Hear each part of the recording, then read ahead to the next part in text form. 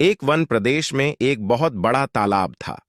हर प्रकार के जीवों के लिए उसमें भोजन सामग्री होने के कारण वहां नाना प्रकार के जीव, पक्षी, मछलियां, कछुए और केकड़े निवास करते थे। पास में ही बगुला रहता था, जिसे परिश्रम करना बिल्कुल अच्छा नहीं लगता था। उसकी आंखें भी कमजोर थीं।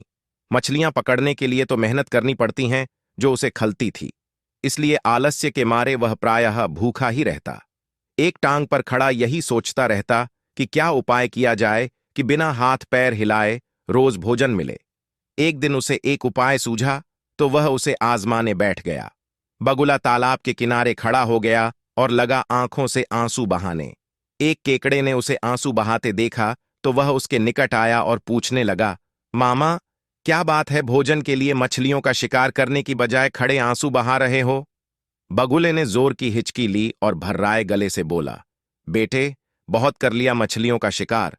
अब मैं यह पाप कार्य और नहीं करूंगा। मेरी आत्मा जाग उठी है, इसलिए मैं निकट आई मछलियों को भी नहीं पकड़ रहा हूं। तुम तो देख ही रहे हो। केकड़ा बोला, मामा, शिकार नहीं करोगे, कुछ खाओगे नहीं तो मर नहीं जाओगे। बगुले ने एक और हिचकी ली। ऐसे जीवन का नष्ट होना ही अच्छा है बेटे, वैसे भी हम सबको जल्दी मरना ही है। मुझे झांत हुआ है कि शीघ्र ही यहां 12 वर्ष लंबा सूखा पड़ेगा। बगुले ने केकड़े को बताया कि यह बात उसे एक त्रिकालदर्शी महात्मा ने बताई है, जिसकी भविष्यवाणी कभी गलत नहीं होती। केकड़े ने जाकर सबको बताया कि कैसे बगुले ने बलिदान व भक्ति का मार्ग अपना लिया है और सूखा पड़ने वाला है।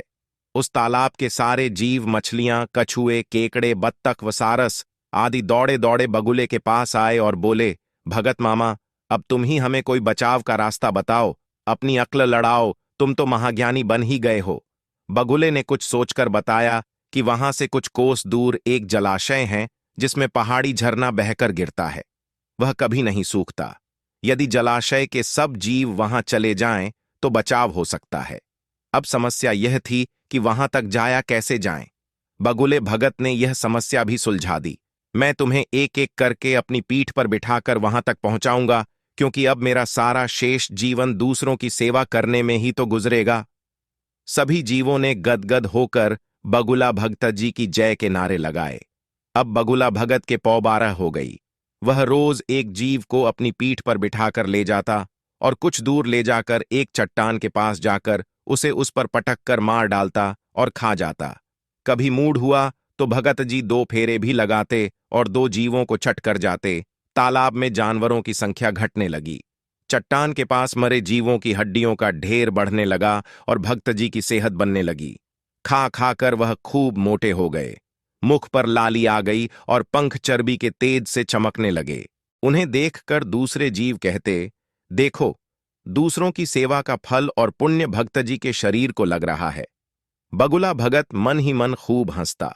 वह सोचता कि देखो, दुनिया में कैसे कैसे मूर्ख जीव भरे पड़े हैं, जो सबका विश्वास कर लेते हैं।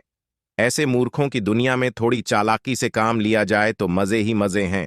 बिना हाथ पैर हिलाए खूब दावत उड़ाई जा सकती है। बहुत दिन यही क्रम चला।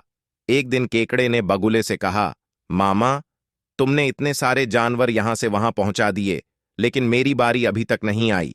भगत जी बोले, बेटा, आज तेरा ही नंबर लगाते हैं, आजा मेरी पीठ पर बैठ जा। केकड़ा खुश होकर बगुले की पीठ पर बैठ गया। जब वह चट्टान के निकट पहुंचा तो वहां हड्डियों का पहाड़ देखकर केकड़े का माथा ठनका। वह हकलाया, यह हड्डियों का ढेर कैसा है? वह जलाशय कितनी दूर है मामा? बगुला भगत ठां ठां करके खूब हंसा और बोला, मूर्ख, वहां कोई जलाशय नहीं है। मैं एक एक को पीठ पर बिठाकर यहां लाकर खाता रहता हूं। आज तू मरेगा। केकड़ा सारी बात समझ गया। वह सिहर उठा, परंतु उसने हिम्मत न हारी और तुरंत अपने पंजों को आगे बढ़ाकर उनसे दुष्ट बगुले की गर्दन दबा दी और तब तक दबाए रखी जब तक उसके प्राण पखेरु न उड़ गए। फिर केकड़ा बगुले भगत का कटा सिर लेकर तालाब पर लौटा और सारे जीवों को सच्चाई बता दी कि कैसे दुष्ट बगुला भगत उन्हें धोखा देता रहा।